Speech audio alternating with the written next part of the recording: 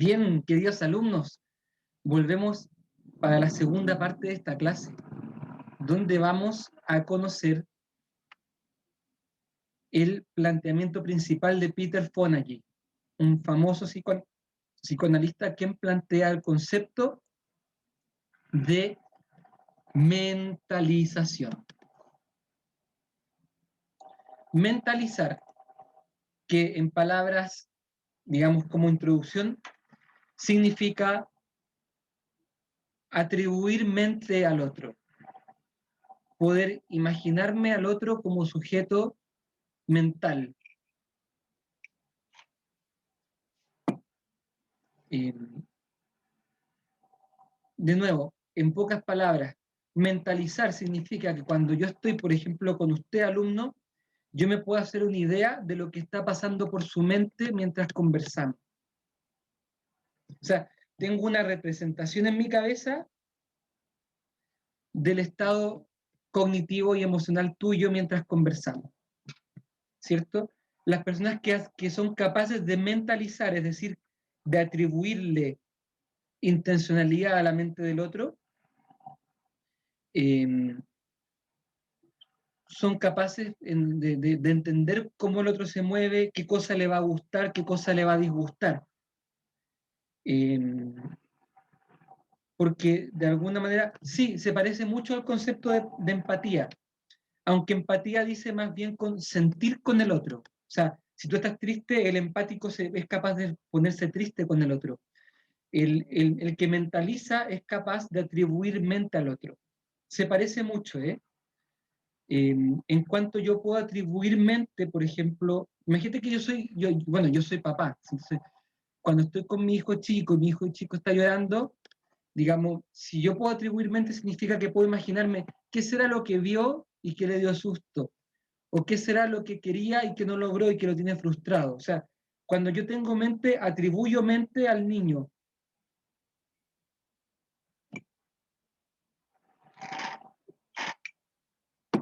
En cambio, ese hijo mío no es capaz de atribuir mente en mí. Los niños ven en los adultos conducta o costumbre. No se dan cuenta que como que los adultos tienen una mente como la de ellos, con la cual evalúan, sienten y piensan. ¿Me explico?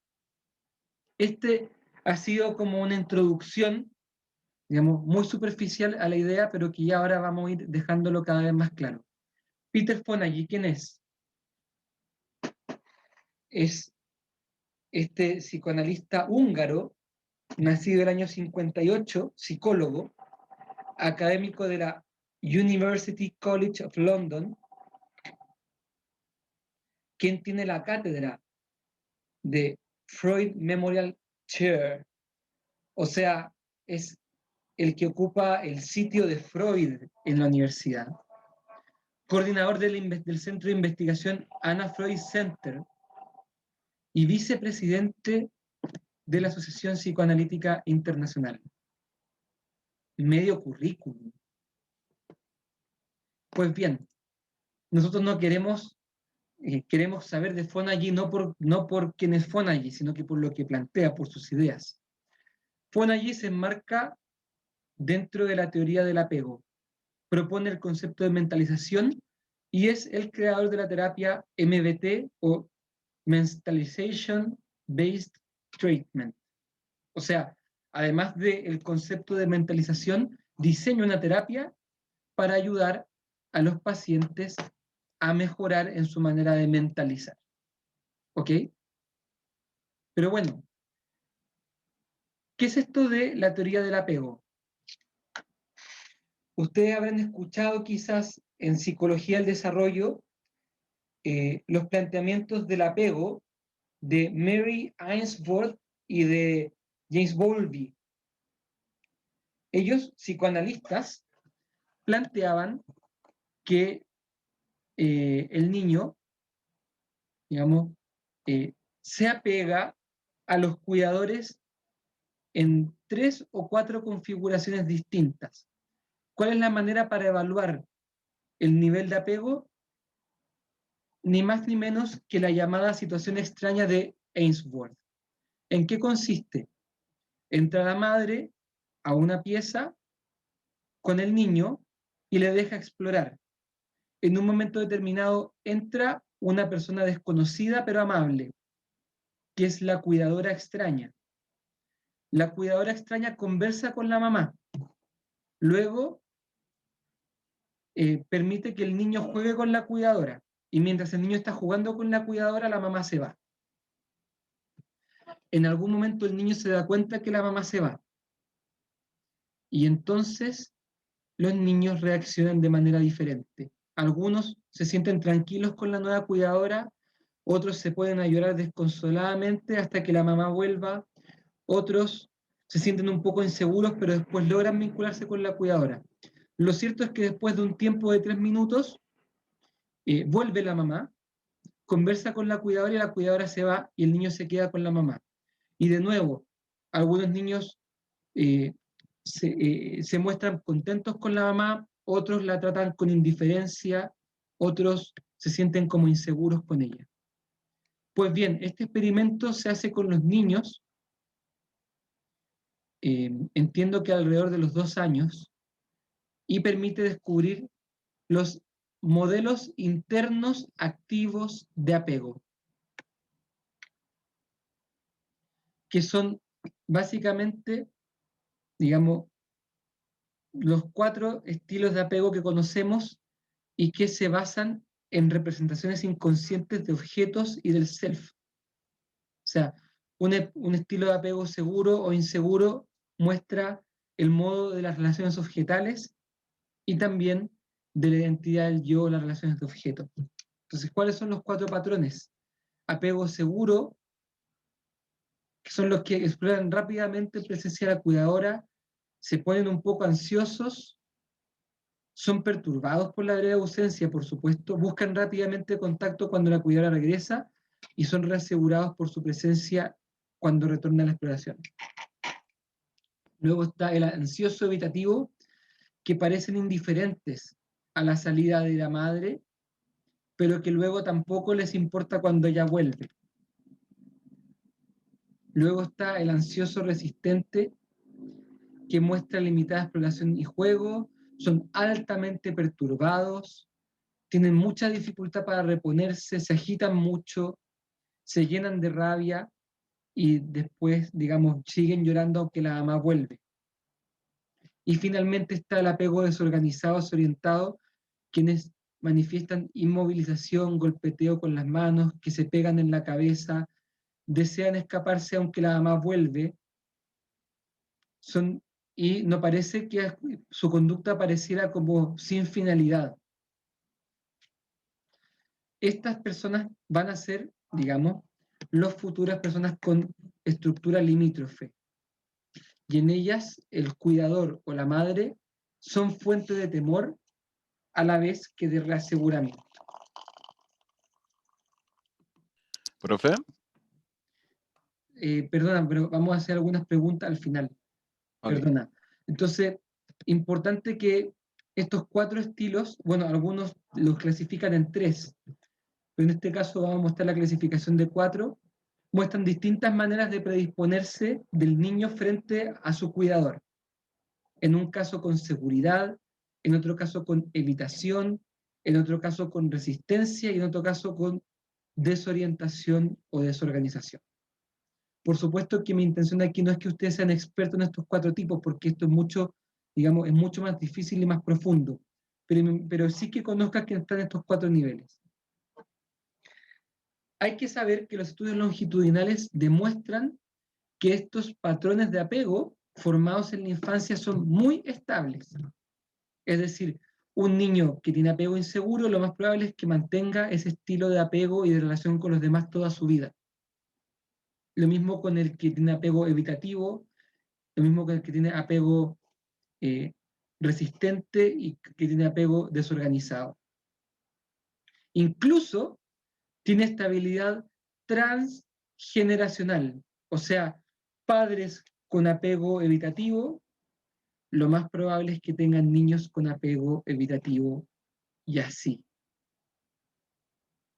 Y esto es tremendo, porque uno dice, pero qué injusto, profesor, que los hijos tengan que cargar con el estilo de apego de los padres. Bueno, lo que pasa es que los padres cuando se vinculan con el niño lo hacen desde lo que ellos saben. Y un padre con estilo de apego evitativo se va a vincular evitativamente con su hijo. Y así con los hijos y con los hijos. Y esto no tiene que ver con los factores genéticos, sino que solamente con los aspectos psicológicos.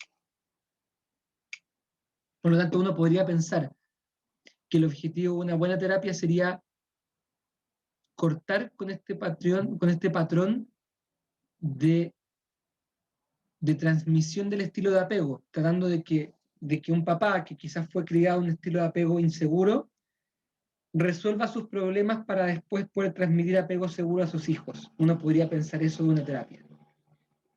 Este es el contexto de la teoría del apego. Y en ese contexto, Fonagy va a hacer una propuesta decente, por supuesto. ¿En qué consiste? El concepto de mentalización. Peter Fonagy va a explicar que en el psicoanálisis habría existido una falta de interés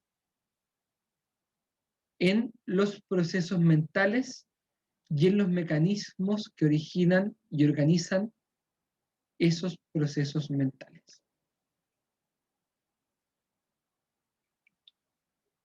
Dicho de otra palabra, el psicoanálisis parece estar muy interesado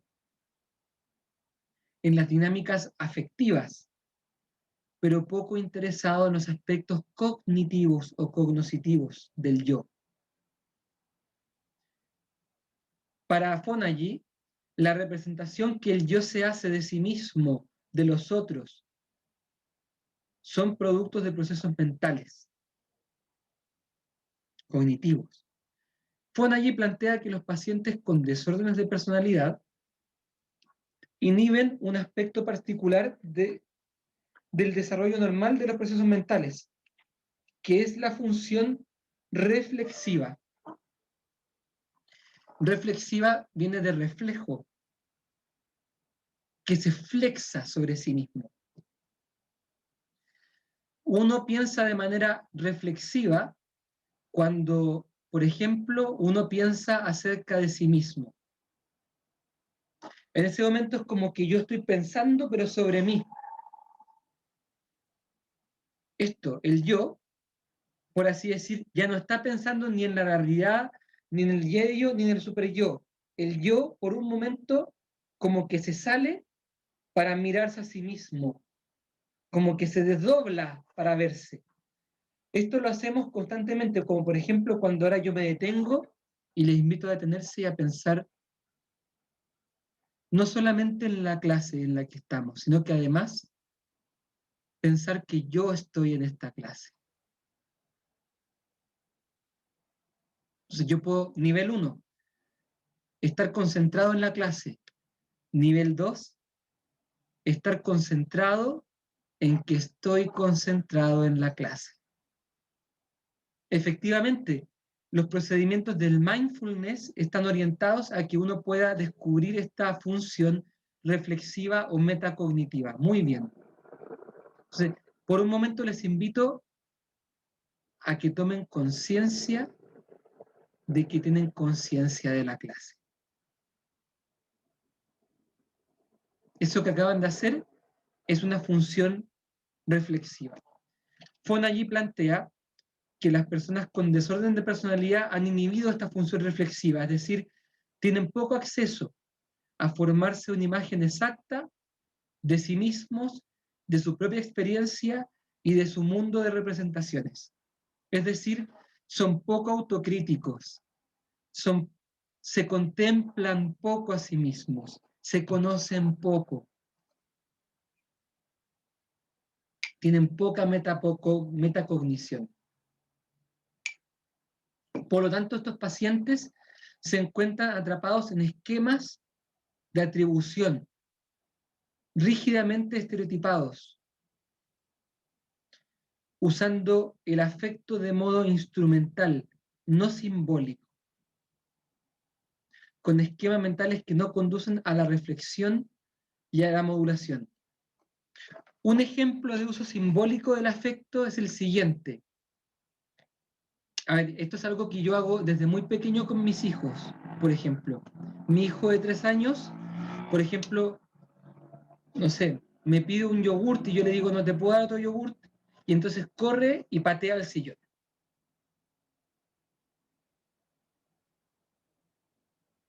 Entonces, ¿qué es lo que hago yo? Miren lo que voy a decir. Yo le voy a prestar mente. Entonces le puedo preguntar, ¿qué hiciste? Y él me va a responder, le pegué al sillón. ¿Qué sentías? Rabia. Después le digo, ah, le pegaste al sillón porque sentías rabia. ¿Se dan cuenta de lo que estoy haciendo? Estoy prestándole mente porque él no tiene mente o capacidad cognitiva todavía para hacer solo el ejercicio de darle un significado o un símbolo a esto de patear el sofá. Como él no lo puede hacer, yo le ayudo, soy como su yo auxiliar. Le digo, pateaste el sofá porque tenías rabia. Sí, me dice, enojado.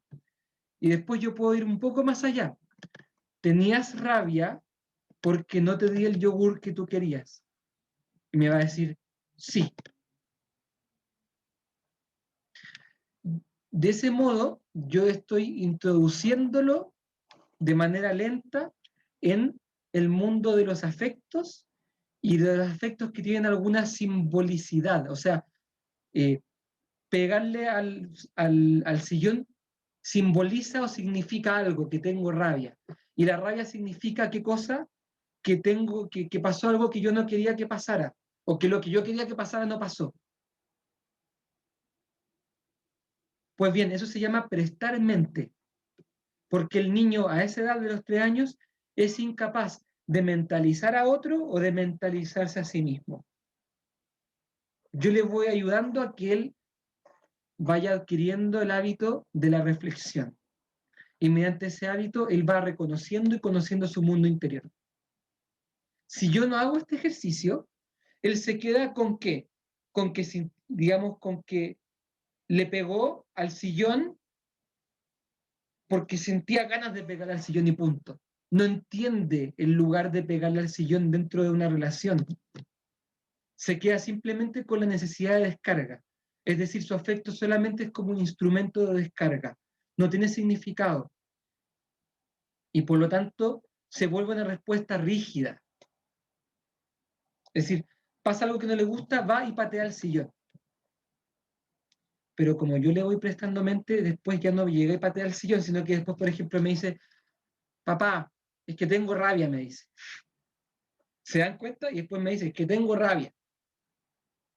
Él me lo dice solito, porque yo le digo prestando mente. Claro, esto es lo que hace el psicólogo con los pacientes que carecen de mentalización. Y uno se sorprende a veces cuando tiene pacientes que no se dan cuenta que están enojados. Dicen, ay, caramba, no sé qué. Y tú le preguntas, ¿qué sientes? No, es que ese desgraciado, no sé qué. ¿Y cómo se llama tu sentimiento? Ay, no sé, pero es que le quiero pegar. Uno empieza a trabajar a veces con algunos pacientes cosas muy básicas como, ¿estás enojado porque no te dieron lo que quería? Y el paciente se queda como, sí, estoy enojado. Esto es prestar mente o mentalizar. Sigamos con la lámina.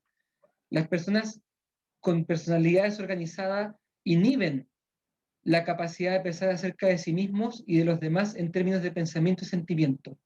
Y esto, atención, ocurre en personas que han sufrido traumas o maltrato crónico severo. ¿Por qué? ¿Por qué ocurre en ellos como adaptación? Porque, por supuesto, un niño que, por ejemplo, ha sido golpeado por su papá, es muy duro reconocer, por ejemplo, que quizá el papá no le quiere o que quizá el papá lo mira con odio. Es mucho más adaptativo no reflexionar sobre lo que ha vivido, porque si se pone a reflexionar que en realidad el papá nunca le quiso o que el papá se aprovechó de él, eso es mucho más terrible de asumir.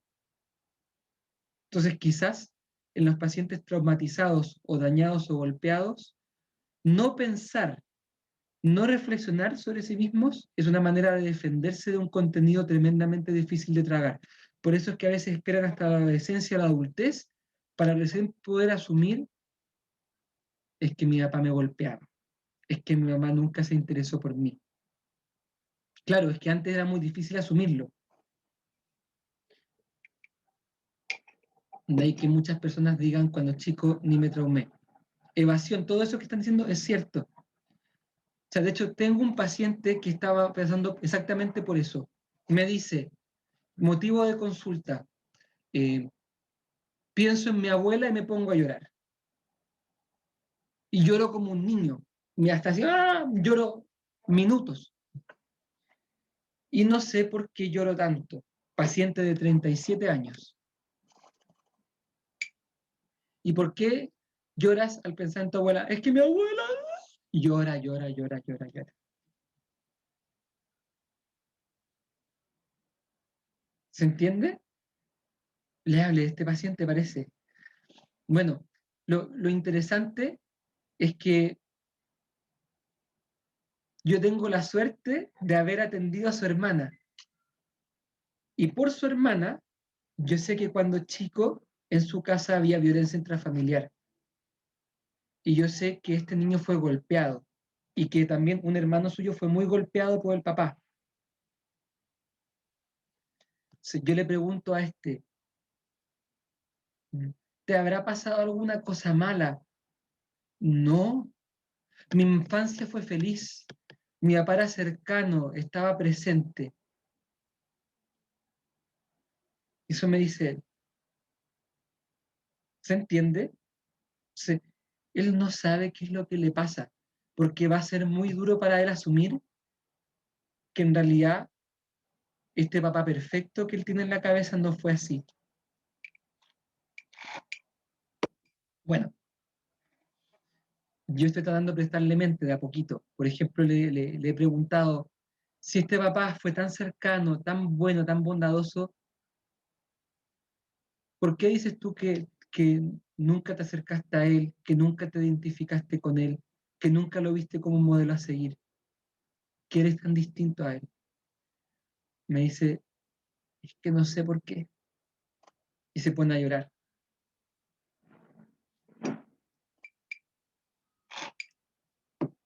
Bueno, de a poquito, lentamente, digamos, nos estamos acercando al punto en que él pueda admitir que quizás el papá, teniendo cosas buenas, quizás también tenía algunas cosas negativas.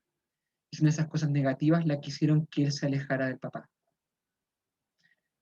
Pero hay que ir lento. Bueno, en fin, es un ejemplo que va al caso del tema de la mentalización, porque él no entiende lo que le pasa, no sabe qué emoción siente, cree que todo es tristeza, cree que todo es llanto, quizás es rabia también, o miedo, en fin. Seguimos con la clase. Según Peter Fonagy, hay evidencia empírica que relaciona este desarrollo de las funciones mentales, como la mentalización o la función reflexiva, con el apego temprano. O sea, habría una relación entre el estilo de apego y la capacidad de mentalizar. Plantea, digamos, que la teoría del apego, los esfuerzos anteriores para relacionar las características del apego temprano y la patología, habrían fallado, porque no habrían considerado este aspecto cognitivo con la cual el individuo experimenta el ambiente de apego.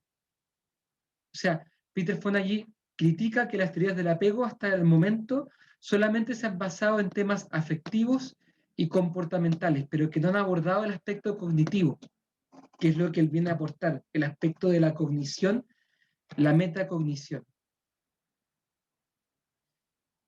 Fonagy dice que clásicamente se consideraba que el paso de un tipo de apego caracterizado por respuestas conductuales a uno basado en representaciones respondía a una modificación del sistema de apego impulsada por el desarrollo cognitivo.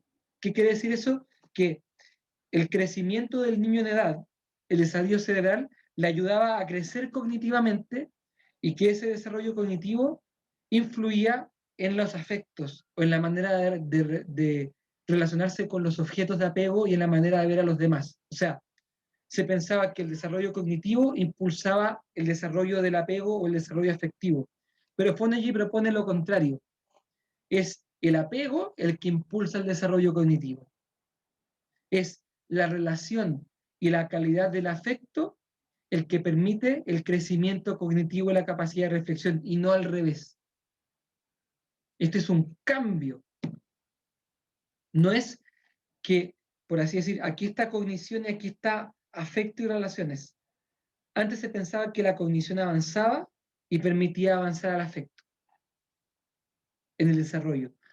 Fonagy plantea que no, que es el afecto el que progresa en seguridad y en apego, y eso permite que avance la cognición. Es un cambio tremendo. Y por lo tanto, pronostica que un paciente, para poder lograr avances cognitivos, primero tiene que tener la seguridad y el apego con su terapeuta, y no al revés. No es que a mayor cognición, mejor apego, es mejor apego va a llevar a mayor cognición. Qué lindo, ¿no?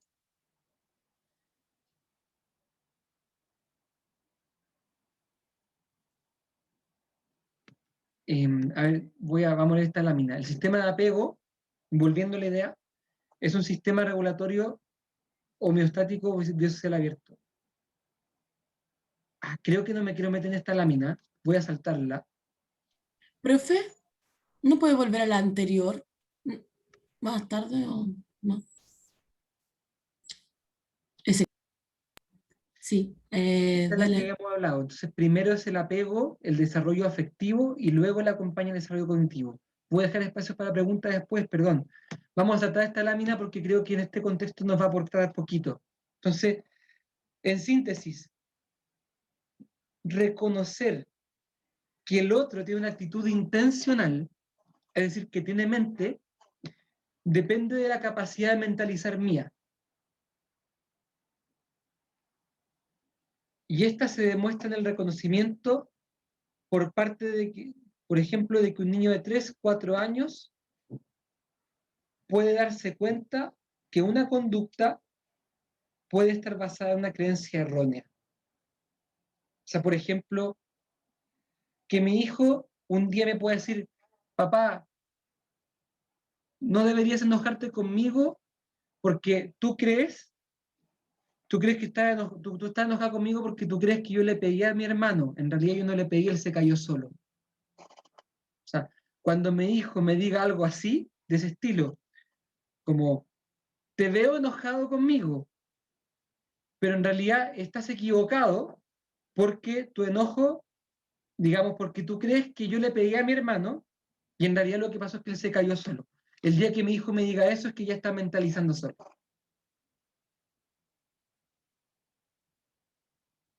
Eso significa que él ya entiende que mis afectos provienen de ciertas eh, atribuciones de la mente del otro. Por ejemplo, que yo me enojo con mi hijo porque atribuyo que le quiso pegar a su hermano.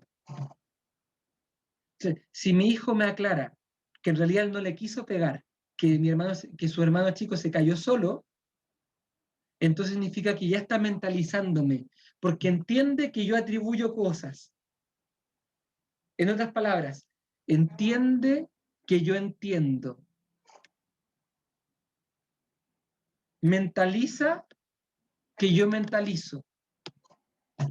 En ese momento, él aprendió a mentalizar.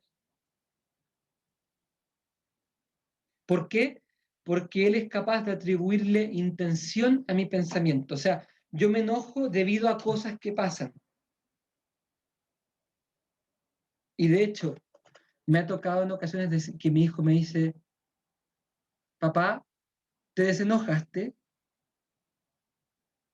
Claro, porque sabía que yo estaba enojado. Y sabía que estaba enojado por alguna cosa que él hizo. Y quizá ahora que me ve distinto piensa que me desenojé. O sea, voy viendo que él de a poquito va logrando captar mi mente, entendiendo por mente a mis estados cognitivos y afectivos, a mis pensamientos y emociones intencionadas.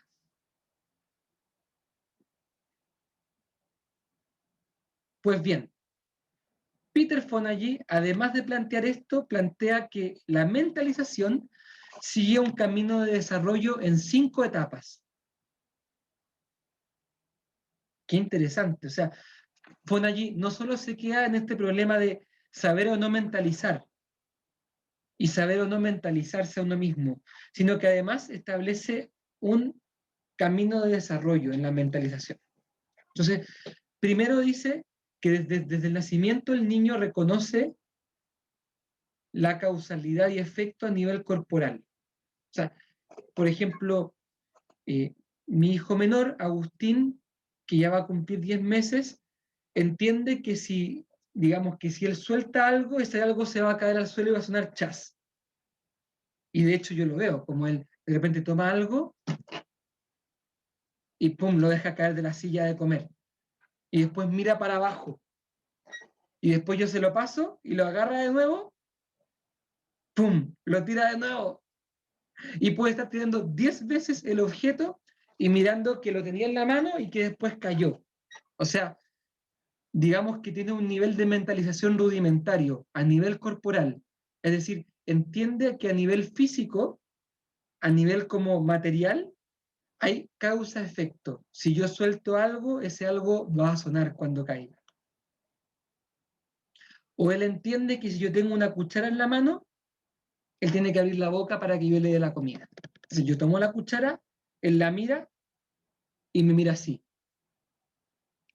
Él lo entiende perfecto, porque a nivel de, digamos, capta como las relaciones de causa-efecto a nivel físico, a nivel corporal, a nivel material.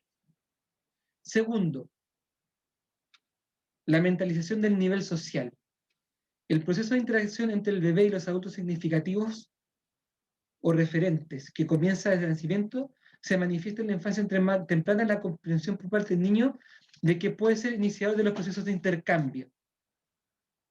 Por ejemplo, el niño en algún momento, mi hijo menor, Agustín, capta que si él se queja y se tira, yo lo tengo en brazo y como que hace un peso así, es porque me está diciendo que quiere que lo deje en el suelo porque quiere jugar. Así es simple, de repente yo lo tengo en el brazo y de repente hace ¡boom! Así, pero suicida. Te juro que si yo no estoy atento, que se me cae. Y con eso yo sé que está aburrido de estar en brazos y que quiere estar en el suelo. Y efectivamente, en ese momento lo pongo en el suelo y se pone a agarrar los juguetes y a pasarla bien. O sea, él inicia un proceso de intercambio. Yo nunca le enseñé. Él mismo como que captó estos patrones y se dio cuenta que si él me hacía este peso, yo entonces lo dejaba en el suelo. Y eso es porque él capta que yo tengo algún tipo como de lectura de lo que él hace. Fíjense que es como una mentalización rudimentaria. No es simbólica, o sea, él no entiende que yo tengo, él no entiende que yo entiendo, pero él capta que si hace eso, yo voy a hacer esto otro. Como una especie de causa-efecto, pero pasando por la persona, o pasando por un otro. O por ejemplo, él sabe a la noche que si llora de cierta manera, yo le voy a dar leche. Sí, a veces en la noche se queja y yo sé que ese llanto es de leche. Entonces, yo le, no sé, pues lo distraigo, sigue llorando. Le doy chupete, sigue llorando. Le doy la leche y se queda callado. Sí. Hay un segundo nivel de mentalización en eso. Tercero, la mentalización de posición teleológica. Predice la conducta de otro, pero no entiende las razones del otro. O sea, es capaz de darse cuenta, por ejemplo, que si yo hago así, es que lo voy a tomar en brazos. Pero no entiende que yo entiendo todavía. O no sabe por qué lo voy a tomar en brazos. No sabe que lo voy a tomar en brazos porque lo tengo que ir a mudar. Entiende que yo lo quiero tomar en brazos, pero no va más allá. Los pacientes limítrofes que funcionan de este modo experimentan las intenciones de los demás en términos de sus acciones físicas, sin tener acceso a los estados mentales del otro. De ahí, por ejemplo, que un limítrofe, digamos, pueda saber que digamos, que yo le estoy ofreciendo un dulce para que venga, pero no sabe que yo puedo tener una intención de llamarlo con un dulce. ¿Se entiende? O sea, llega hasta entender que si yo le ofrezco un dulce, digamos, hay algo que puede predecir de cierto modo que lo estoy llamando, pero no sabe para qué lo puedo estar llamando. Cuarto nivel, self como agente intencional. Alrededor del segundo año, los niños desarrollan una comprensión del ser, de que son también agentes mentales. Empiezan a comprender que existen agentes intencionales cuyas acciones son causadas por estados mentales previos como deseos. O sea, si yo hago algo es porque quería conseguir cierta cosa. En este punto también comprenden que sus acciones pueden generar cambios en la mente del otro. No solamente cambios en las acciones del otro, sino que en la mente. O sea, mi hijo puede darse cuenta que haciendo algo me puede enojar. Por ejemplo, descubren que si señalan algo, pueden cambiar el foco de atención del otro. O sea, van descubriendo de a poco las intenciones del otro. ¿Ven cómo se va complejizando? Por supuesto que estos niveles que estamos viendo también sirven para poder saber en qué nivel se pudo haber quedado pegado un paciente. Quizá un paciente se quedó pegado en lo teleológico, otro en el self como agente intencional. Quinto nivel, self como agente representacional.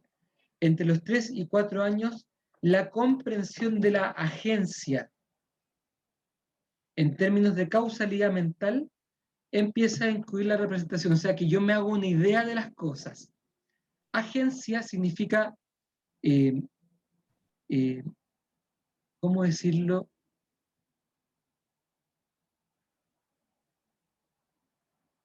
Viene de agente. El agente significa que yo descubro en el otro, en el fondo, una persona, un ser con representaciones, ¿cierto? Un agente. Es distinto un objeto que hace cosas, un animal que hace cosas, a decir aquí hay un agente, que es como tienen su personalidad y tienen su representación. Entre los 3 y 4 años, entonces, se alcanza a comprender al otro como agente. Es decir, que hace cosas no solamente con intención, sino que además con representación. O sea, mi hijo entiende que yo me hago ideas de él.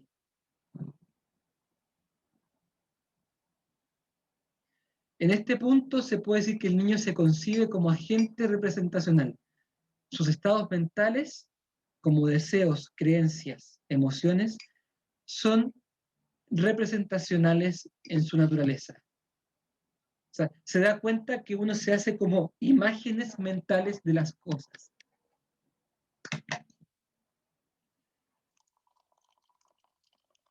Por ejemplo, yo puedo entender que un perro, al hacerme, me está pidiendo comida, pero nunca voy a pensar que él está siendo como un agente de su comportamiento o que se ha hecho una representación de lo que quiere.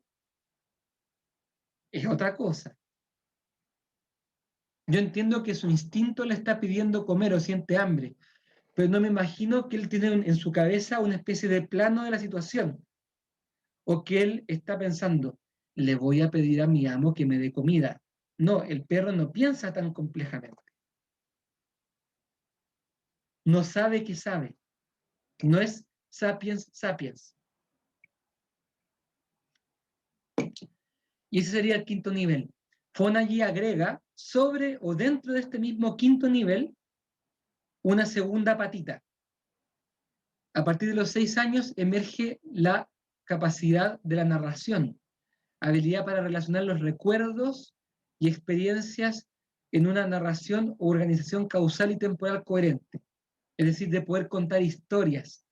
Yo me siento enojado porque ayer pasó no sé qué, pero después de que pasó no sé qué yo pedí perdón y después me fui a dormir y hoy día desperté mejor, por ejemplo. Una historia como esa, que sigue estando en el quinto nivel, obedece al desarrollo de la narrativa.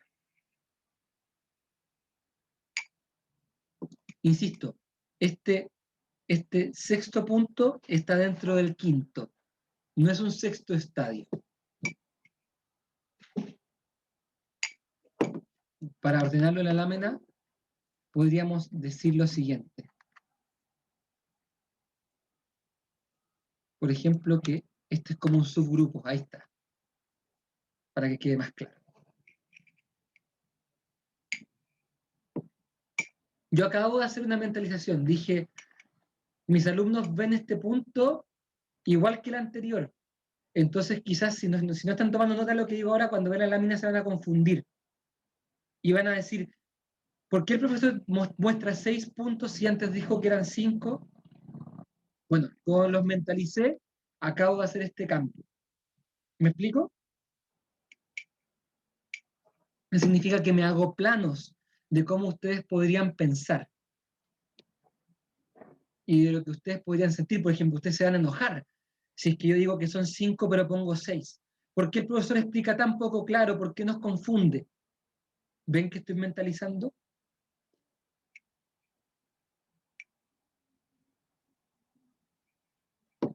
Las personas, por ejemplo, con trastorno, eh, con espectro autista, les cuesta mucho esto de mentalizar. Como tienen limitaciones afectivas y relacionales, les cuesta mucho, por ejemplo, entender que lo que ellos hacen puede afectar en lo que los demás opinan. Yo tenía un paciente con TEA que, por ejemplo, me decía que cuando el chico llegaba a la sala y cuando se aburría de conversar con un compañero simplemente le dejaba de hablar. Porque decía, bueno, es que si me aburro, ¿por qué tengo que seguir en eso que me aburre? No tenía noción de que al otro le podía herir el que él le dejara de hablar de golpe.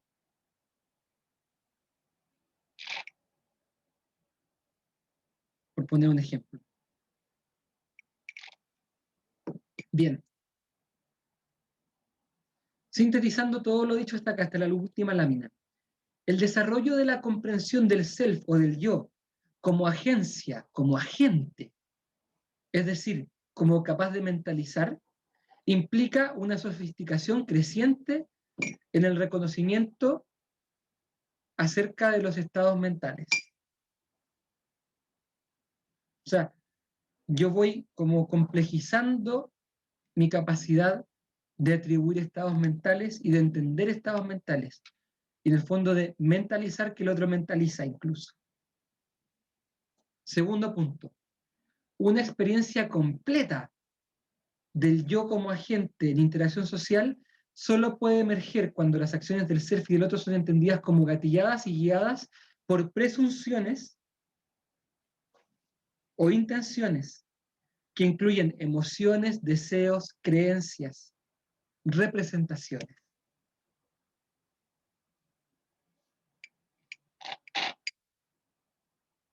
En base a todas estas ideas, surge lo que Fonagy bautiza como MBT, o Mentalization Based Treatment, que es un modelo de terapia desarrollado por Fonagy para tratar el desorden de personalidad limítrofe. Aquí, ¿qué es lo que habría que preguntarle a Fonagy? ¿Cuál es la pregunta que hay que hacerle a Fonagy? ¿De eso trata también el trastorno limítrofe? ¿Se refiere al trastorno o a la estructura?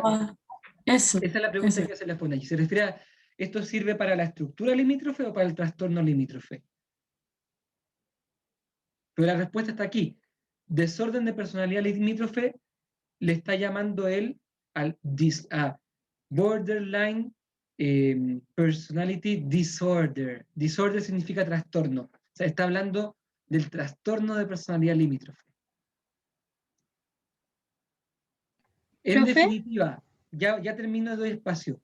Se cambia el foco de interés desde el clásico interés en el contenido de las representaciones del self a una consideración sobre cómo el self logra hacerse representaciones. O sea, ya no importa tanto lo que el yo está pensando, sino cómo el yo ha logrado llegar a esa manera de pensar y de mentalizar. En pocas palabras, ya no importa tanto si es que el self está pensando en me quiero escapar de aquí, sino en si acaso el self logra mentalizar y cómo logró llegar a mentalizar.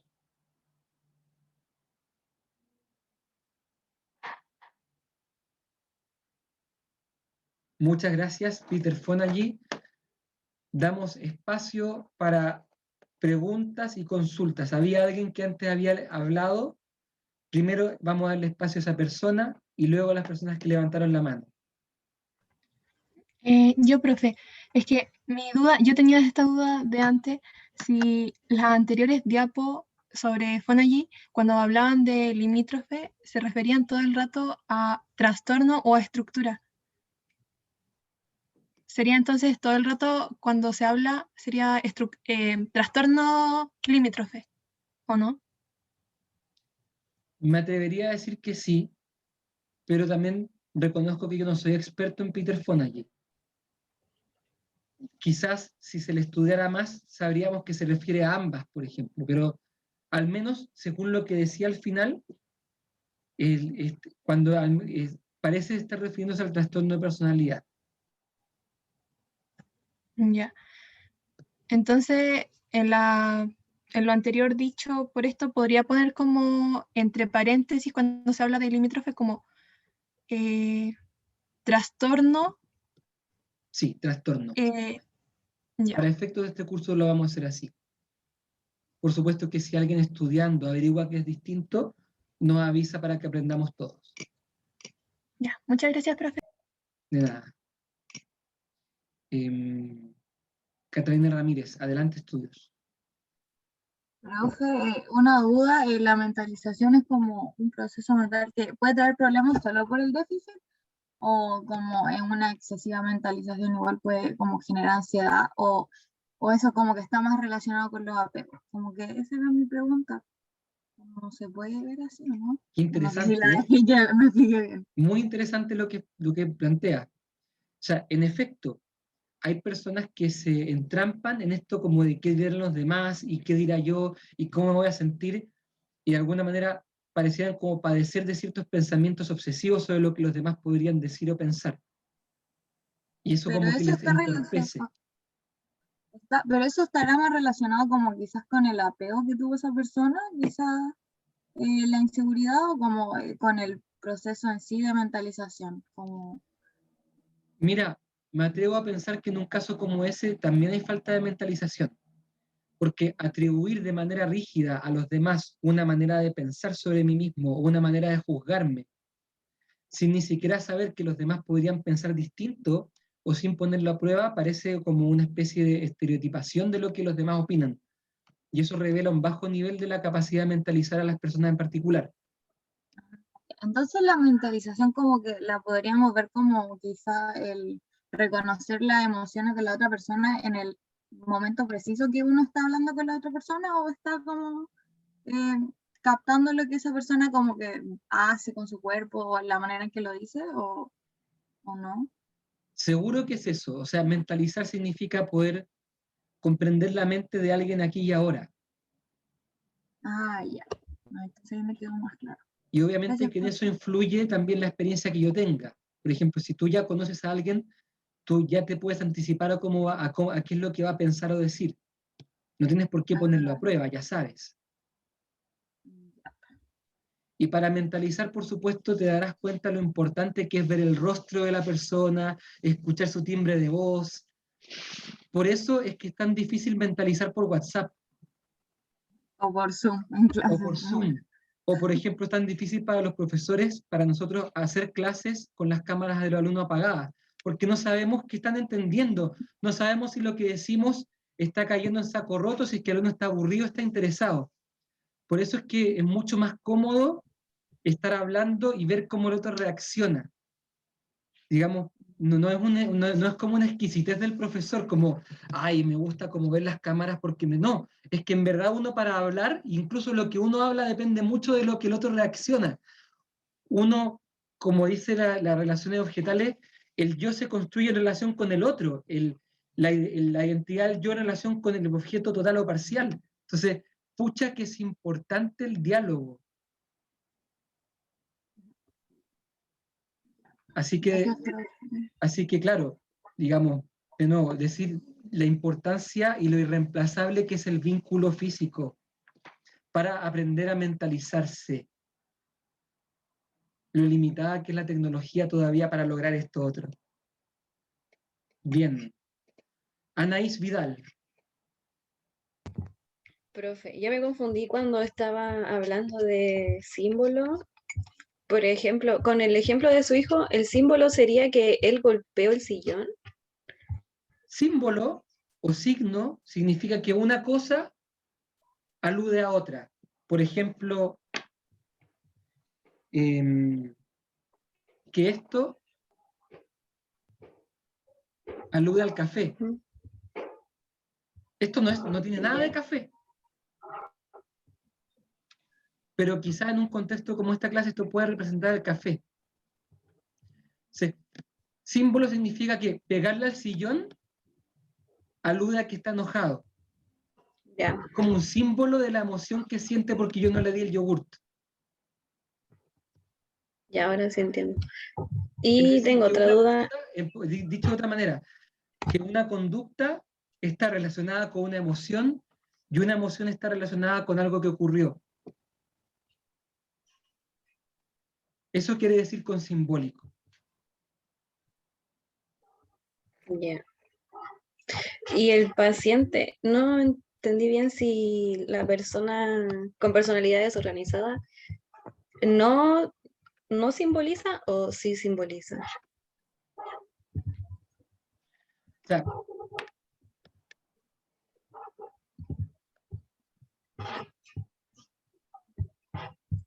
digamos, el que le cuesta, el que tiene poca capacidad de mentalización, simboliza pobremente lo que tiene que ver como con las personas. Por ejemplo, una persona que tiene algún tema del espectro autista puede escribir un libro y muchos símbolos pueden ser secos para la lectura de un libro, pero les puede costar mucho entender un otro real. Entonces, la capacidad de simbolización, digamos, eh, puede estar conservada en alguien, pero la que nos interesa aquí es la simbolización de las acciones y de los sentimientos de las personas. Las personas con apego desorganizado no logran simbolizar o relacionar las conductas, emociones, sentimientos e intenciones de las personas.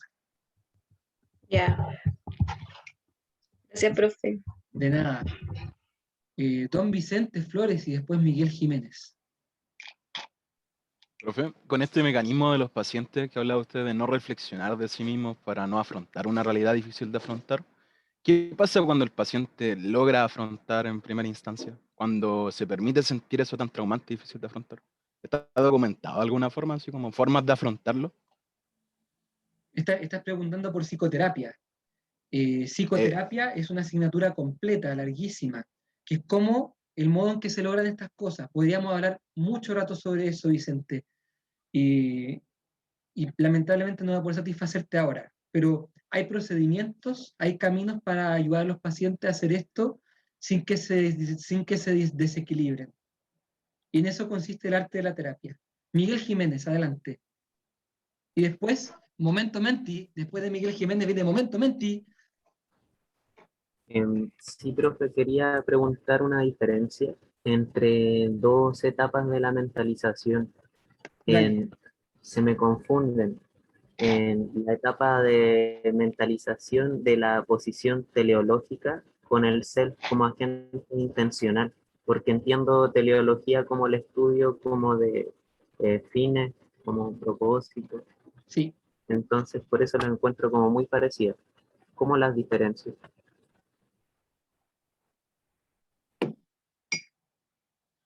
es una buena pregunta. En verdad, déjame pensarlo un poquito. Les propongo que vayamos al Momento Menti y a la vuelta te contesto. ¿Ya? Ya, profe. Sorry, Miguel, dame un minuto para pensarlo bien y no hacerte un chamullo a la rápida que te confunda. Ya. ¡Momento Menti! Necesitamos que nos comparta la pantalla el profesor Juan Pablo.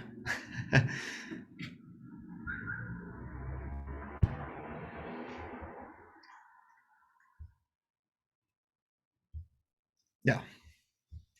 Perfecto, para terminar la clase entonces, les pedimos que vayan entrando a menti.com y utilizar el código en pantalla.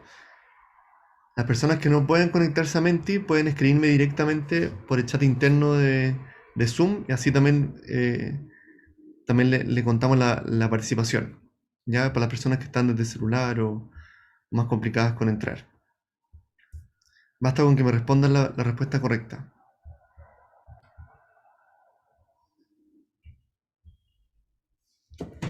Vamos a dar un minuto para que se conecten.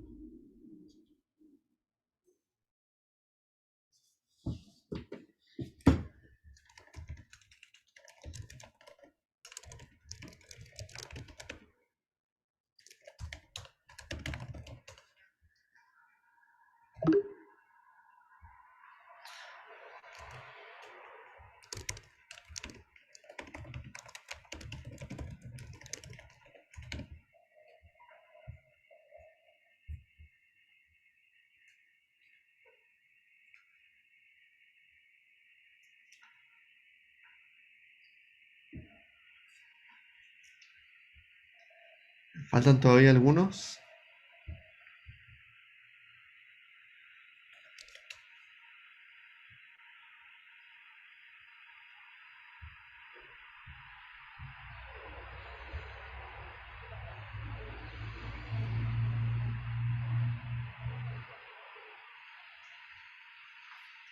Cinco segundos y vamos a empezar. 3, 2, 1. Ya, empezamos entonces. Les pedimos que ponga primero su número de alumno para poder registrar su participación.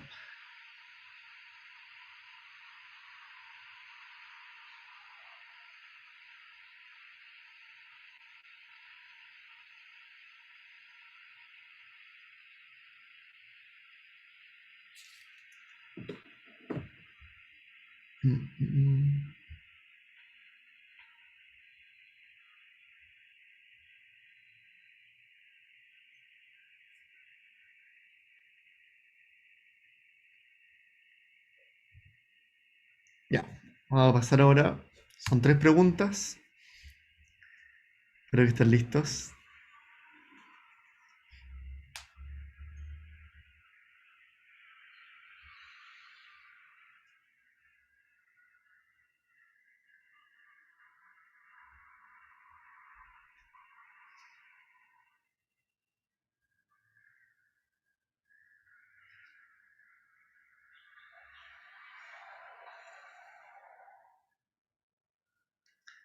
Ya, muy bien. La mayoría respondió la que no es correcta, que es mentalizado.